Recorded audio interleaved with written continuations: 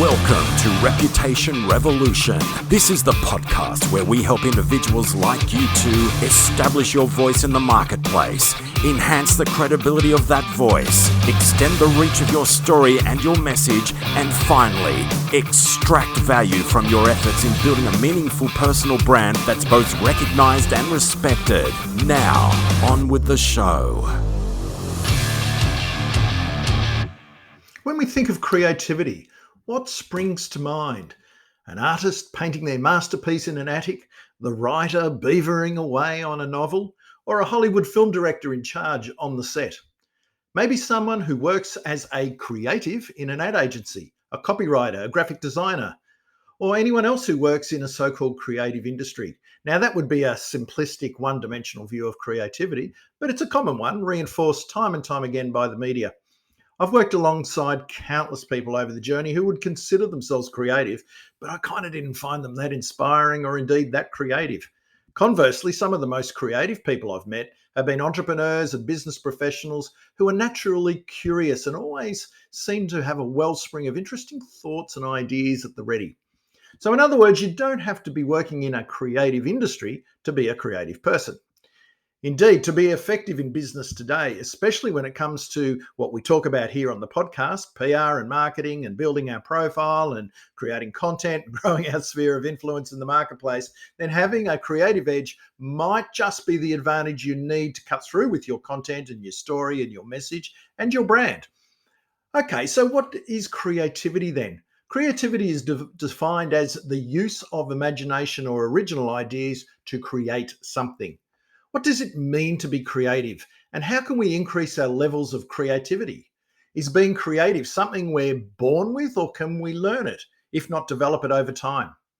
To help us come to grips with how we can be more creative in our lives, I'm joined by Dr Marion Piper, founder of Marion Piper Creative and host of the What Doesn't Kill Us podcast. Marion wears many hats, but they all involve creativity. Most often, she's a copywriter, helping people communicate with confidence and clarity. And other times, she's a creativity coach, helping entrepreneurs ignite, maintain, and execute on their ideas. Let's hear from her now. Dr. Marion Piper, welcome to the Reputation Revolution show. Great to have you in the virtual studio. Thank you so much, Trevor. I am pumped for us to dive into one of my favorite words and topics and lifestyles of all time. So I'm ready and raring to go.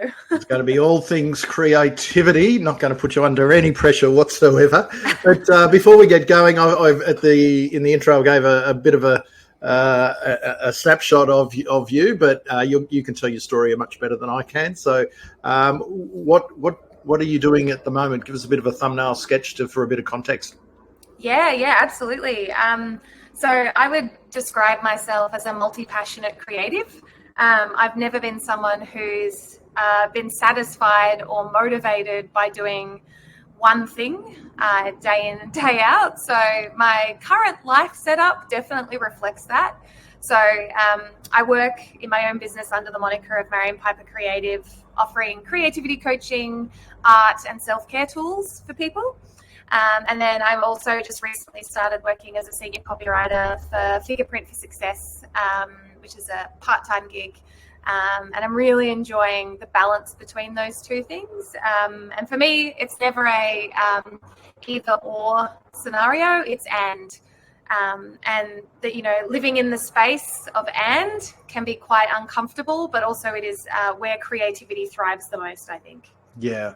And you as you said, you wear you wear multiple hats, you're multi-passionate, all of that sort of stuff. So, but you're essentially a copywriter, but you're also doing a creativity coaching. What's involved in what does a creativity coach do? Who would need one? Great question. I mean, like most other coaches, it's like, everybody needs this, but legitimately, actually, we're all very innately creative, and a lot of people, particularly in business, like I do work a lot with artists, so people who are on the side of painting, drawing, performing, music, etc. But where I've sort of found there is definitely more of a need is in business, because poor creativity has gone into business. dragged into business and slapped this label on it called innovation, which has very much, I think, undermined and really ruined a lot of the beauty in the creative process when it's been shoved into a business context. Yeah. So as a creativity coach, really what I'm looking to do is to help people unlock their innate creativity, to help them. The goal isn't to create more things. The goal is to get into flow more often, because I'm really interested in this idea of creative practice. So how we can show up every day in all the different parts of our lives, using creativity as the lens through which we look at everything. So it's not just about what you do, but it's about who you are, and what kind of contribution you want to make, not just to the world, but also to your own experience of what it means to be human. Yeah. And I think it's really important, to take creativity right throughout. It's not something you switch on as you walk through the doors at the virtual doors of your business or the place where you work, and it manifests itself in so many different ways. Do you find that people suppress their creativity if they're in a professional and a business sense? Yeah, if we think of creativity in more of a traditional sense, as how it's traditionally defined, as self-expression or particularly artistry. So I definitely see in corporate, more so than anywhere else, that people tend to live these double lives where, it's kind of like reverse Superman. Like on the weekend, they're this, vivacious, creative, expressive person, and then they put on the suit and tie, and then all of a sudden they're this corporate automaton.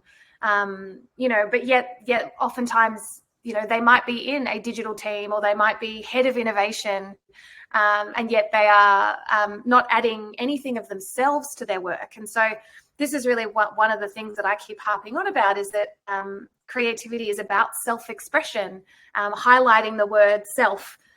So it's really about what you believe, think, feel, particularly feel, because there's so many benefits for being more tapped into your self-expression, particularly for your mental health, but also for your physical health.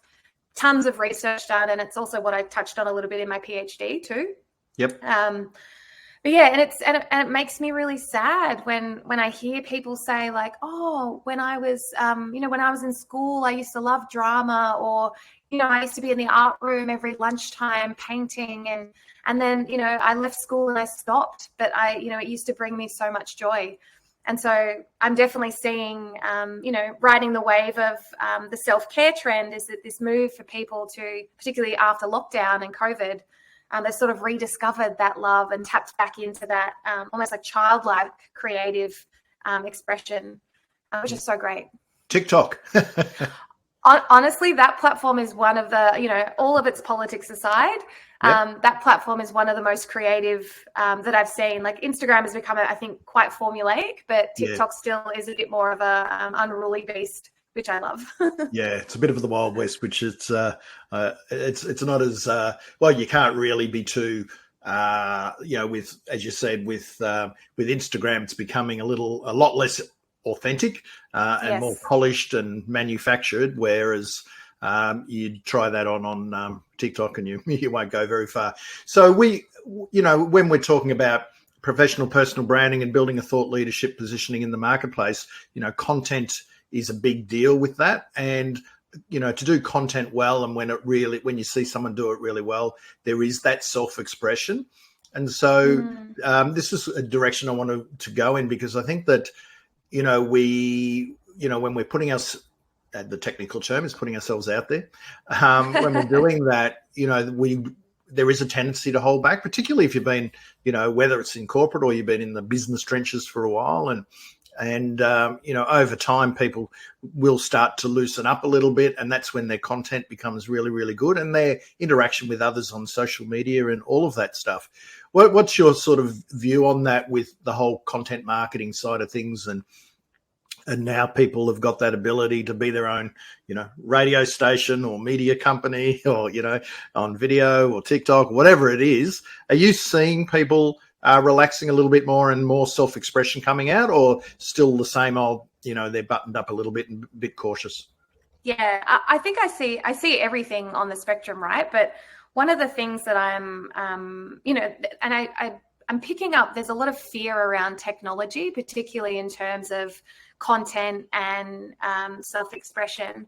But where I'm actually seeing the most creative and interesting interjections is when people use new technology and new platforms to amplify their self-expression.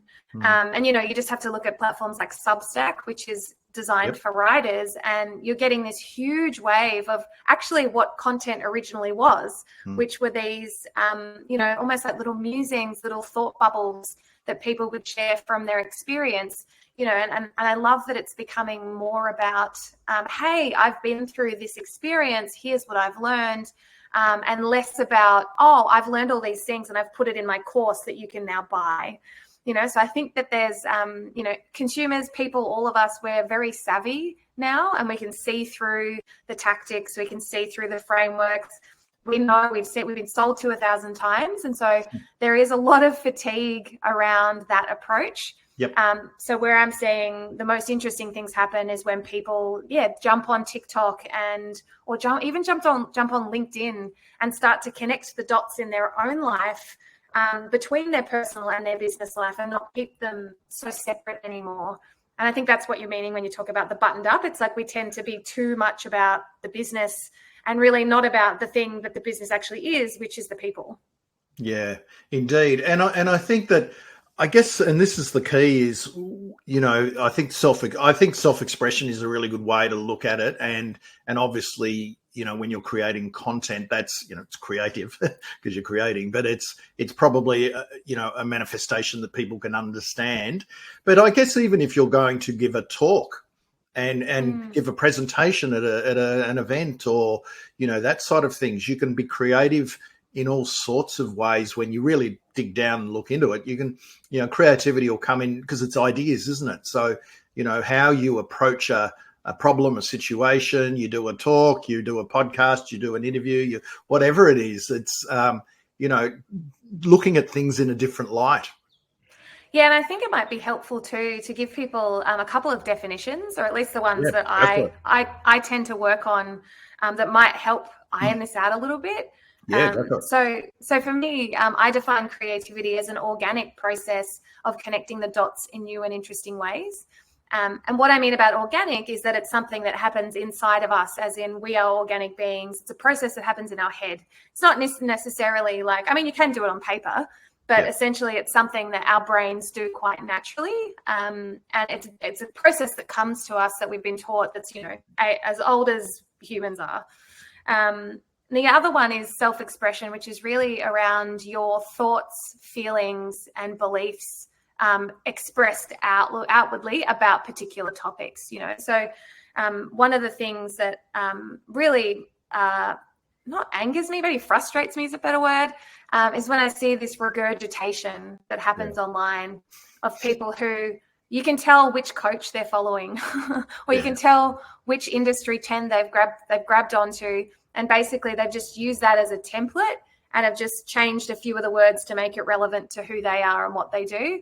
But like you said, there are so many different ways that we can connect the dots. And I think there might be a little bit of fear around it being too exposed, or, even just, I haven't done that before is often a phrase that I hear a lot that stops people from even trying a different way of doing things, because, whether they're afraid to succeed, afraid to fail, there's so many different, I suppose, like beliefs and limiting beliefs that are intimately tied to creativity. But the beautiful thing is, when we start to think about it more as a process of connecting the dots, it takes a little bit of the pressure out of us having to be too original. Because the new moment, the originality is in the connection. It's like that whole adage of 1 + 1 = 3. And that's really what we're going for when we start to look at the world through more of a creative lens. And, if I, again, go back to content creation and creating something that's original, or, you've got some ideas that you're putting out there and exploring those ideas in public. That's all, to do with creativity. But I guess even curating content is, I would think, a creative pursuit. Understanding a theme and joining the dots. And I think good content curators who share a lot of good, really interesting stuff. They're joining dots as well. Oh, for sure. And even, developing the skill to be able to not just identify how things are related, but also then talking about, if we want to talk about from a content creation perspective, you've got how things are related, so what's similar about them. Then on the flip side, you've also got what makes them different. Yeah. And then also the third layer to that, if you want to go for that extra layer of newness and originality, is what do I think about those two things? So I think that's the part of the process that people often forget to do, is that they're great at curating content. They're great at pointing out what's good and what's bad and what's different, but then they forget to tell us why. And a huge part of creativity and the creative process is meaning making. If we can make something mean something to us personally, we're more likely to remember it. We're more likely to pass it on. And it's such a huge part of what it means for us to exist in this world, because if it doesn't mean anything, we're not going to care. Yeah. And I guess when you look at that as well, you don't have to have all the answers. It's not about being the smartest person in the room. Oh, in fact, I'd say it's the exact opposite. So one of the things that I try to do is I don't just ask questions and look for answers. I ask questions and I live into the answers. So I try as much as I can, if there's something that I don't know, and there is a lot of stuff that I don't know, I share with people how I sort of move through that process and come to some kind of understanding. And my goal also is, like, I don't want to answer things. I just want to open it up further and further and further, rather than feeling like I need to put a full stop at the end of every sentence. It's like, can I ask more questions? Can I invite other people in to also, share in this exploration? Because people want to be included. Your readers, your users, your audience, your clients, they want to go along on that journey with you, because they want to be part of the story. And storytelling, regardless of anything that's happening in the world, with whatever threats AI and tech are bringing our way, storytelling is still the thing that I think will kind of keep us in the game. Yep. Human connection. Yes, yeah, because at the end of the day, even if you do run a business, you're still a person. First and foremost, you're a human, and fundamentally, we have all the same needs. So, if you're ever lost, just keep coming back to those needs. Yeah, and asking questions, I've always felt that's part of curiosity and feeds imagination, which to me are two elements of creativity. I'm happy to be standard corrected. But in terms of asking questions, is that something that you encourage people to do? Is there a kind of a framework for doing that, or is it just more of an innate thing to just try and develop? I don't think it's innate. I think curiosity is definitely innate. How that manifests will be different for different people, depending on what their learning styles are and how they like to take in information. But I use the phrase powerful questions a lot, particularly because I'm a lifelong journaler, and I do run lots of workshops around journaling. And one of the ways that I sort of invite people in to create more powerful questions is that I'll ask them, you arrive at the page and you're going to be feeling a certain way. Can you first pinpoint how you're feeling? And you can use this in any context and replace feeling with like thinking or doing. Like, it doesn't necessarily have to be that, but understanding it through the emotions is the easiest entry point, I think. So can you pinpoint what you're feeling? Look for whatever is behind that, because every emotion has an experience or a thought or a belief behind it. And then think about, ideally today, where you want to be. Like, how do you want to feel? What do you want to be thinking about? What do you want to do? And then we reverse engineer the questions to look for evidence of other times where we felt like that. So, for example, I'm feeling sad. I want to feel empowered. We can use a couple of different prepositions there. So why is feeling empowered important to me today? Really powerful question to ask. Why do I need to feel empowered? When in the past have I felt empowered before? And then what does empowerment look like to me is also another way to do it. So I typically, when I'm asking more powerful questions, I'll tend to lean on the what, the when, and the why. I avoid the how, because that often makes me more anxious, because then we're getting into process. And if we put the cart before the horse, we actually rob ourselves of the creative moment, because creativity is a generative process. It's something that we move through and explore. It's not linear. It's not circular. It is kind of a quantum process, I believe, because we jump all over the place. We have an idea, we might see what it's going to look like, but then we need to come back and do some research, and then we might create a little bit, and then we go back, So I think there's, unlike other things in business and in life, creativity, it has certain buckets of things that you need to do, but the order in which you do those can change depending on what it is that you're trying to explore. So it's really not a one size fits all framework. Yep. But what I find is when I ask those powerful questions, particularly as I'm moving through the process and I'm trying to unblock myself or move through things that are really difficult, it opens things up. And I truly believe that we are our own greatest guru, that we have the answers within us, because we don't live in a vacuum, and we have a whole lifetime of experiences that we can draw on. But yeah, the question is really the gateway, and it has to be open-ended. Yeah. You mentioned about creativity and the buckets. What are some of the buckets that you're talking about? Yeah, so like if you were to say Google, like what is the creative process? You'll have typically sort of between 4 and 6 stages. So you'll have that initial burst of inspiration. That's really like, oh, I have this idea.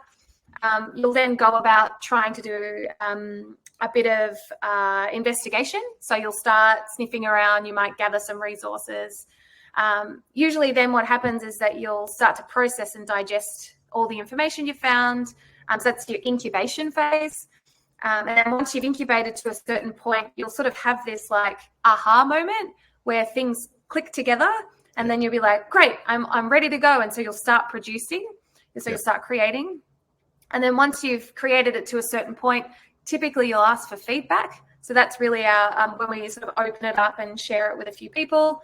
We might iterate a few times after that, and then usually we release it into the wild. And so that's really like I use inverted commas, the last phase.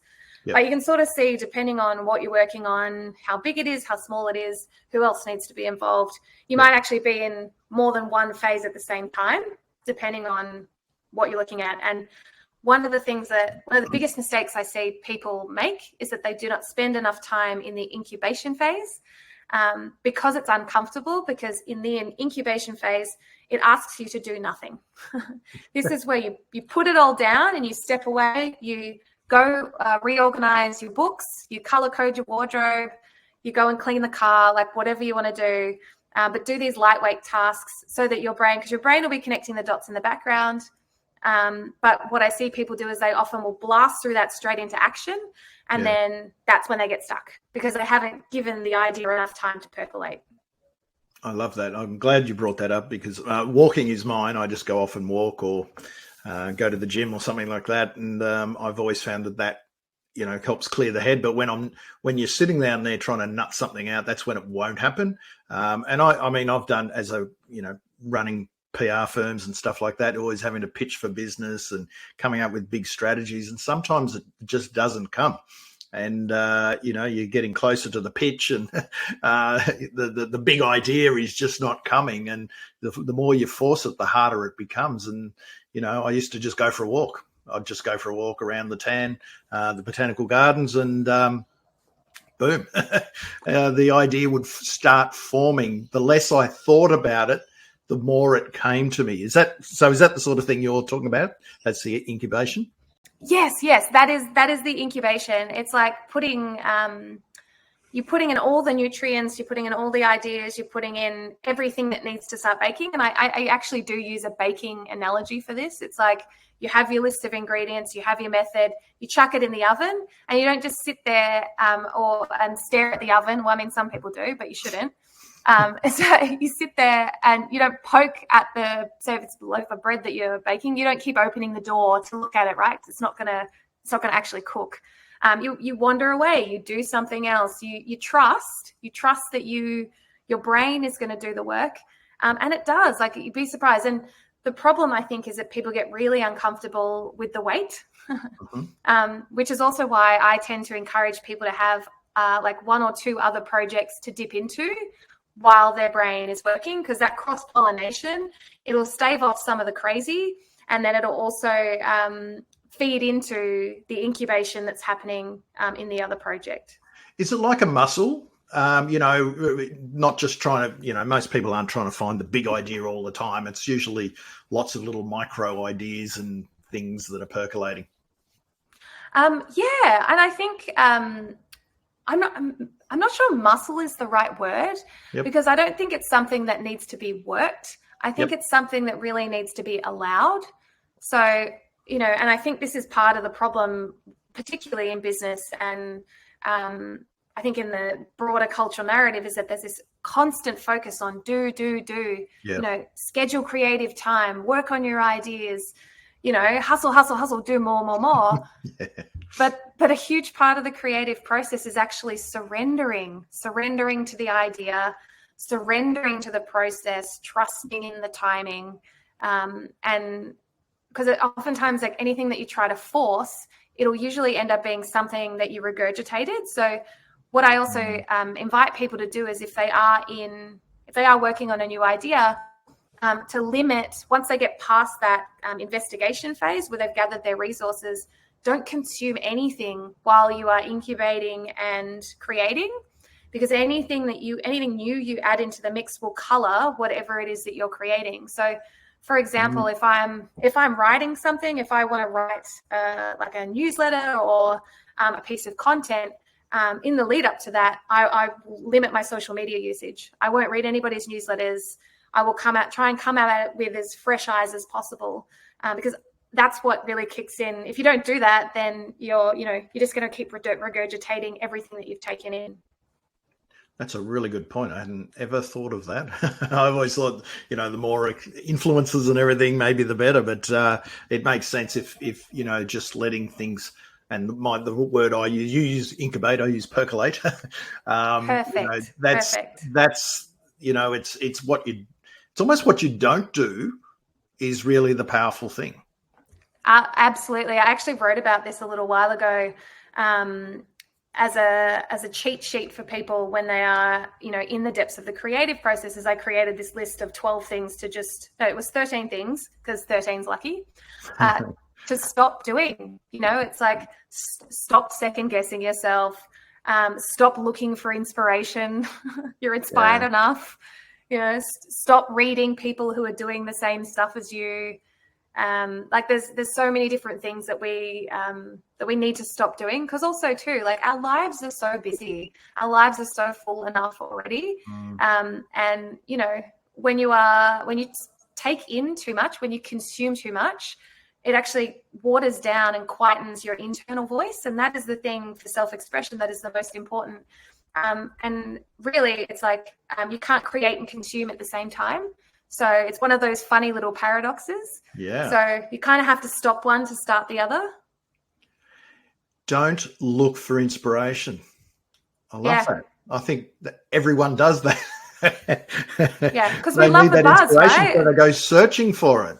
Yeah. We love the buzz, but, I think it was Picasso was really, a man of many things, but he did have a saying that said inspiration will come, but it better find you working.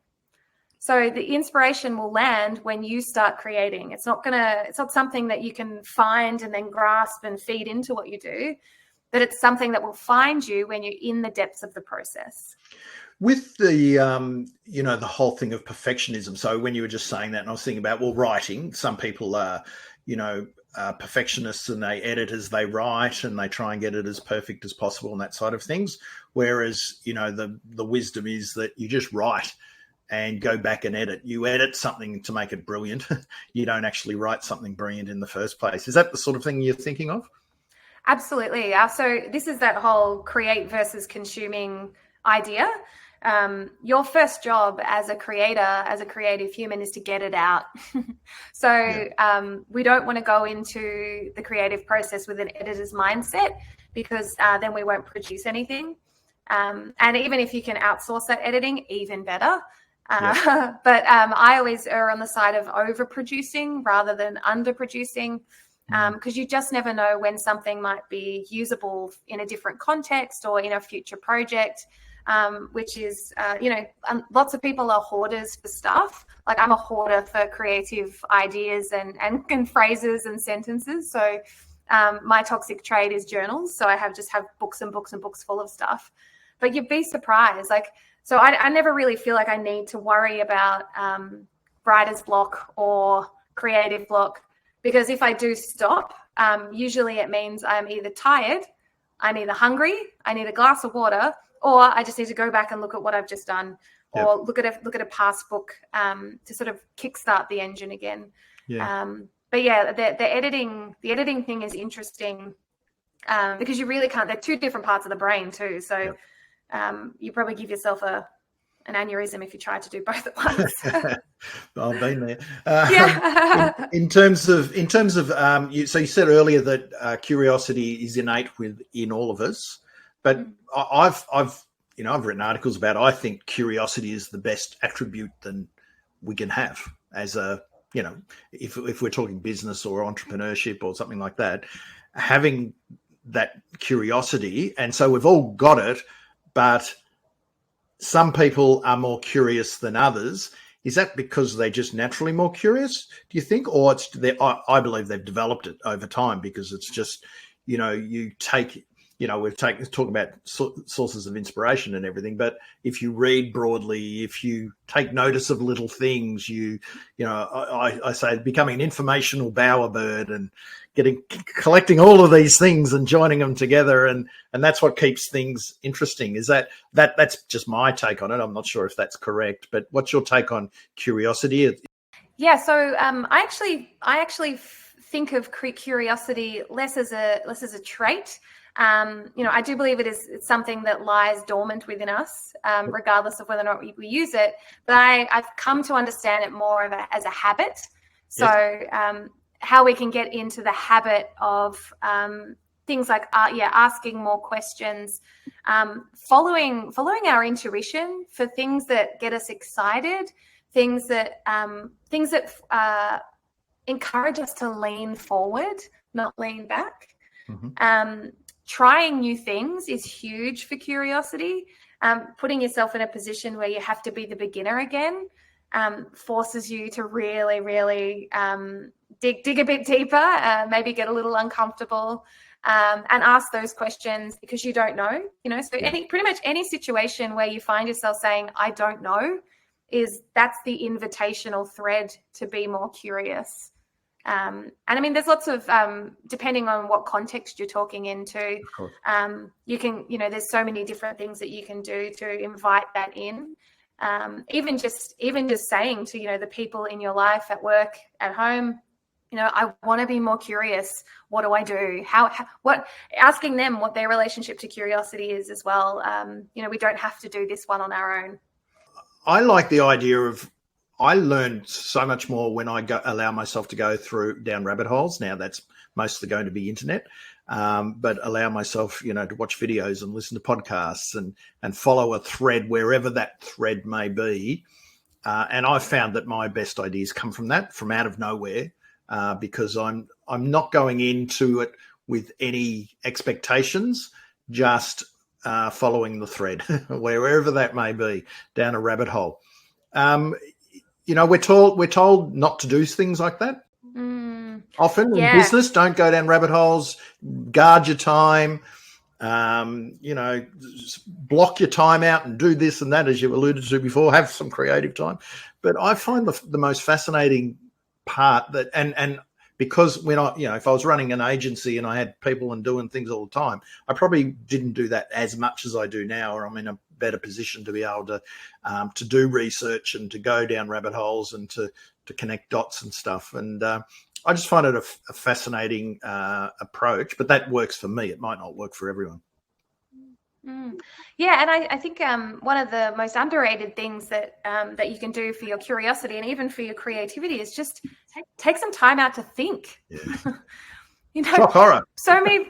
I know it's such a simple thing, because remember, if we want to engage in this organic process of connecting the dots in new and interesting ways, we have to think about things. Yeah. We have to focus on things. We have to, we have to go on our own little mini internal rabbit holes to ask ourselves, what is this thing? Why is it important? How does it work? What can I do with it? What's missing? What don't I know? And that's, it seems luxurious, but in today's world, especially as tech gets better, it's going to buy us more time, rather than getting, caught up and swept up in the latest craze. Could you over lunchtime, instead of listening to a podcast, just go for a walk and have a think, or even just sit there and stare at the clouds for 10 minutes and let your brain just open up and take you where it wants to go. So I think it's an incredibly important part of the process to not just, block out the doing time, but block out the being time, to explore the things that interest you and that tickle your fancy. And, because at some point, somewhere, somehow, that dot will connect to something else. And we don't know what that dot is going to be. We don't know what that connection needs to be. But we do ourselves a great disservice if we don't actually put the dot on the map in the first place. Yeah. We've used a lot of the connecting of dots, joining of dots, that sort of thing, which, is fascinating in business, life, art, everything, isn't it really? But, creating content and stuff. But if I look at, people building a thought leader brand, and they're true thought leaders, you have the experts who go deep into their topic and they understand it, and they're less about joining dots because they understand and they're best practice. Thought leaders are probably pushing the boundaries of thought, exploring ideas in public. They're connecting dots that may seem unrelated to some people. They take information and they put a new layer of thinking on it. And that's what keeps us interesting, keeps life interesting, I think. Those sorts of people then are probably very highly creative, whether they consider themselves creative or not. You get those books that really challenge us, and when they paint a picture of what's possible, and take us down a different road and maybe change the way we think about a topic or an issue. To me, that's very much creativity. 100%, and I feel like we are so lucky to be existing in this timeline at this time and space, because we have so many incredible examples of creativity and the creative process that exist in so many different ways, from, startups that, take two separate things that shouldn't go together and they put them together, and all of a sudden they've invented an entire industry, for example. Or somebody who just, they see a problem and they say, that shouldn't be like that. It should be easier. Or it can be better. And then they go on their own journey to figure out how to do that. So creativity is both, yes, it's connecting the dots, but it is also inherently a problem-solving strategy. Yeah. Even from a content perspective, the problem that we're trying to solve is like, how do I get what's in my head into the brains of other people so that they understand and can see me and my internal world makes sense. Indeed. So that we can connect. Again, there's that connect word, right? But it's through a different process. Yeah. And asking the question, what if? That is one of my absolute favorite creative questions. And it can unlock way more than we even know. Yeah. But I'm also glad. I'm actually really glad that you mentioned, this idea of what's possible, because oftentimes with creativity, like if we don't have that dot inside our head in our brain already, if we don't have that on the map, sometimes we don't even know that is an actual possibility in the world. So this is why self-expression is so important. It's because if people don't share the process or the journey behind how that dot came to be or how those connections happened, we just miss out on so much information. And it allows, that's what I believe is part of that process of human progress, right? Is that it's not just about getting somewhere, but it's about unlocking and understanding how we got there. Because every time we do that, we get faster, better, more efficient, and we understand how those changes happen, which I think is, just that's also another part of human curiosity. We're seeing it a lot now at the moment in startup culture about building in public. Yes. And, building idea. But then you get the artists who explore ideas in public, and Austin Kleon, I like him as an author, but he's got a book called Share Your Work, I think is the one I'm talking about. And, putting your work out there, he talks more about people who are creatives and stuff, but putting your work out there and getting people talking about it and, sharing the process, not the end result necessarily, people. And you're right. We live in an amazing time when we can do that. And now we're seeing that. But if you go back 10, 15 years, people weren't, even before blogging, they weren't doing that. And so it was a guarded secret, and everyone was secretive of how they did something. And as we know, the people that are commanding huge audiences and things are taking us behind the scenes and showing us how they've come up with ideas, and they're getting on podcasts and explaining it and all of that sort of stuff. Oh, for sure. And even what we're doing here by talking about how this concept and what we think it is and how we've come to understand it is part of that subculture that's happening, right? And that's why I think podcasting has exploded so much, is because there is we're all living our lives day in, day out, and we live in the process. Life happens in the process. It doesn't happen in the destination or the product. Yep. And also too, like when you achieve something, you achieve it and it's over. But with a process, you can actually go back and look at it. You can study it. You can repeat it. You can change it. You can morph it. It just has so much more potential than just focusing on outcomes. And also too, a huge, I mentioned this before, and I just want to reiterate this, is that creativity is a generative process, right? So if we start with the end in mind, which is what unfortunately happens a lot of the time when people are starting businesses or, building products, we actually block ourselves from what's possible. So it's like you might go into a new business venture thinking, I want to make this much money, but actually you make that much money and you slow down. However, had you have, pushed yourself or looked for another example of somebody else that's done bigger, or maybe even just been like, actually, we're just going to focus on building the best profitable, viable thing, maybe that might have unlocked 4 times as much revenue, So there is really a merit with focusing on and prioritizing the process as opposed to the destination, particularly in business, I think. And generative is a word that we probably didn't really hear all that often, and now it's all to do with AI. Is generative, isn't it?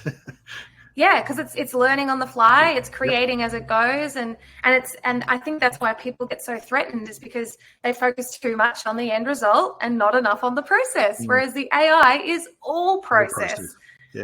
And that's why it's so scary, is because process is uncertain and unknown, because you can map it out. You can map out a process down to the T, and things can still go completely wild. And probably because we're again, and again, because we're creatures. We're not machines. Machines have machines. If you give them an outcome that and a process, they will just done. But humans, like, we have emotions, we have feelings, we have different energy levels, we have different beliefs and thoughts and experiences, and so all that stuff colors the process, which is why it's so hard to oftentimes plan things out and have it, go according to plan. Because sometimes it might also happen quicker than you think. Yeah, of course. And so we're really thinking here about thinking big. And one of your sayings, or not sayings, but a sentence out of one of your blogs is, when you identify as a creative being, the world becomes your canvas.